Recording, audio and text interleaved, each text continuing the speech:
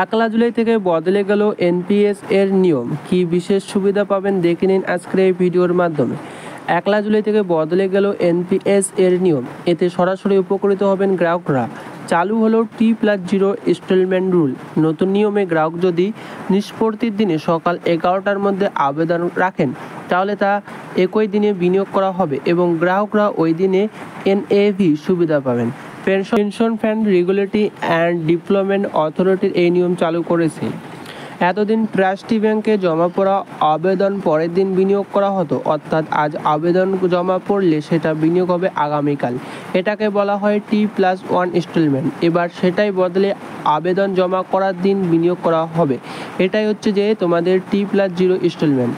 গ্রাহকদের অবিলম্বে সুবিধা প্রদান নিশ্চিত করার জন্য নোডাল অফিস এবং এনপিএস ট্রাস্টকে এই নিয়ম মেনে চলার নির্দেশ দিয়েছে pension fund regulatory and development authority.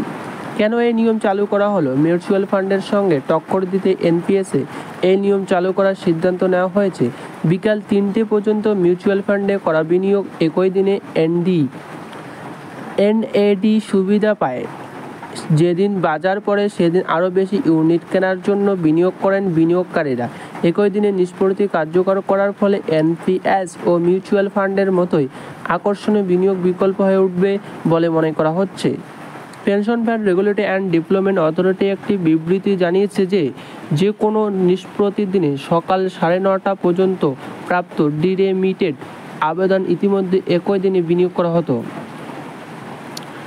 এখন সকাল 11টা পর্যন্ত প্রাপ্ত ডিরেমিটেড আবেদন ও ওই দিনেই প্রযোজ্য এনএডি এর সঙ্গে বিনিয়োগ করা হবে। দেশে ইউপিএস 95 স্কিমের এমন লক্ষাধিক সদস্য রয়েছে যারা পেনশন পাওয়ার জন্য টানা 10 বছর ক্রমাগত আবেদন রাখার নিয়ম থাকা সত্ত্বেও মাঝপথে স্কিম থেকে বেরিয়ে আসেন।